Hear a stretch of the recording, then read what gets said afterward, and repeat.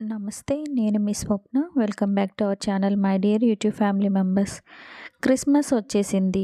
Cake స్పెషల్‌గా ఈరోజైతే నేను eggless dry fruit Christmas chocolate cake అయితే చేశానండి. చాలా ఫ్లఫీగా, చాలా టేస్టీగా భలే బావుంటుంది.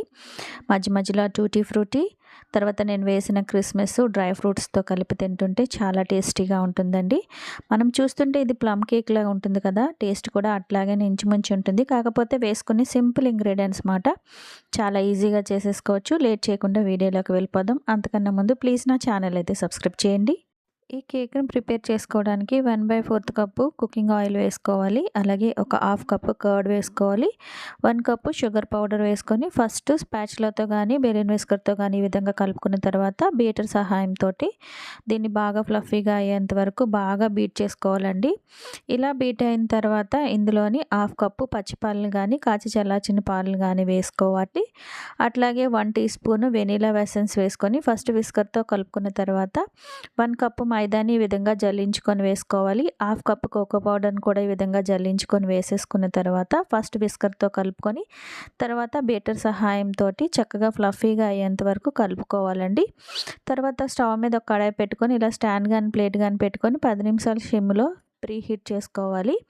తర్వాత కేక్ మౌల్డ్‌కి ఈ విధంగా బటర్ పేపర్ అప్లై చేసుకొని ఆయిల్ గానీ లేదా ఘీ గానీ అప్లై చేసుకొని ప్రక్కన పెట్టుకోవాలి. ఇప్పుడు పిండిని మరొకసారి ఒక 10 నిమిషాలు మీడియం టు హై ఫ్లేమ్‌లోని బాగా బీట్ చేసుకుంటే చక్కగా మనకి కేక్ కన్సిస్టెన్సీ అనేది ఈ విధంగా రావాలన్నమాట. ఇలా ఉంటే మన కేక్ అనేది చాలా ఫ్లఫీగా, చాలా సాఫ్ట్‌గా భలే బాగా ఉంటుంది.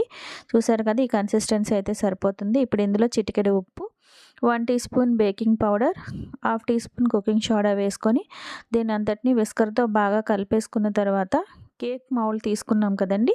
దాంట్లోని ఒక హాఫ్ క్వాంటిటీ వేసుకొని ఇందులోని కొంచెమంతా టూటీ ఫ్రూటీ మీకు నచ్చిన డ్రై ఫ్రూట్స్ ఏవన్నా వేసుకోవచ్చు. టూటీ ఫ్రూటీ అయితే తింటూ ఉంటే భలే బావుంటుంది. అట్లాగే యెల్లో రైజిన్స్ కూడా వేసుకుంటున్నాను, కిస్మిస్. అట్లాగే మిగిలిన కేక్ బ్యాటర్‌ని అంతటిని కూడా పైన వేసేసుకుంటున్నానండి. ఈ విధంగా వేసేసుకున్న తర్వాత దీన్ని ఒక 2, 3 టైమ్స్ బాగా ట్యాప్ చేసుకోవాలి. అట్లాగే కొంచెమంతా మరలా పైన టూటీ ఫ్రూటీ యథావిధిగా కిస్మిస్ అలాగే కొంచెమంతా జీడిపప్పును కూడా ఈ విధంగా సన్నంగా కట్ చేసుకొని వేసుకున్నానండి. చాలా టేస్టీగా ఉంటుంది. చాలా బావుంటుంది. ఒక్కసారి ట్రై చేయండి. మధ్య మధ్యన టూటీ ఫ్రూటీ, కిస్మిస్ తగులుతూ ఉంటే భలే బావుంటుంది. ఇదైతే మనకి రెడీ అయిపోయింది కదా! మనకి ప్రీ హీట్ కూడా అయిపోయింది కదా! 10 మినిట్స్ అయిపోయిందండి. ఇప్పుడు దీన్ని మనం ప్రీ హీట్ అయిన కడాయిలో పెట్టేసుకోవాలి. పెట్టేసుకొని మూత పెట్టేసుకొని సిమ్‌లోనే 1 అవర్ అలా వదిలేస్తే మన కేక్ అనేది రెడీ అయిపోతుందండి. ఈ క్రిస్మస్‌కి ఈ విధంగా చాక్లెట్ కేక్ ఇంట్లో ప్రిపేర్ చేసుకొని క్రిస్మస్‌కి ఒక్కొక్కరికి మీరు చేసిన కేక్‌ని టేస్ట్‌గా ఇవ్వండి. చాలా బావుంటుంది. కేక్ అయితే రెడీ అయిపోయిందండి. చూసారు కదా! ఈ విధంగా టూత్ పిక్‌ని గుచ్చి చూసారు కదా! నీట్‌గా వచ్చేసింది. నైఫ్‌తో కూడా చెక్ చేసుకోవచ్చు. ఇది కంప్లీట్‌గా చల్లారాలండి. చల్లారిన తర్వాతే డీమౌల్డ్ చేసుకోవాలి. వేడిగా ఉన్నప్పుడు డీమౌల్డ్ చేసుకుంటే ఊడిపోతుంది ముక్కలు ముక్కల్లాగా.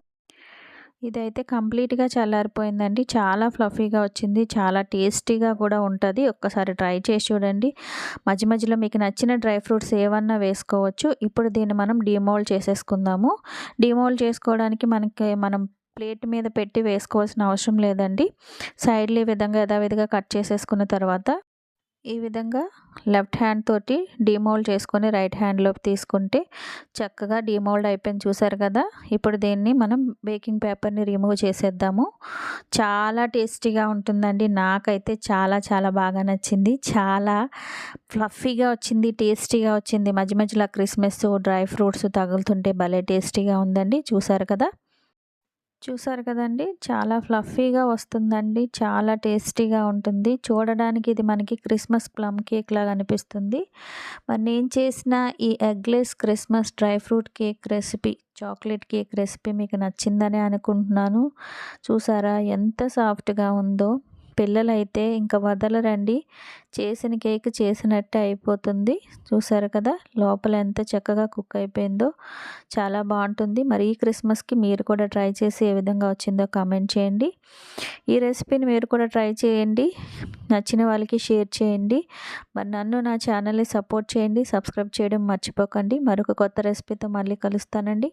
అంతవరకు సెలవు. నమస్తే. నేను మీ Swapna. Thank you for watching.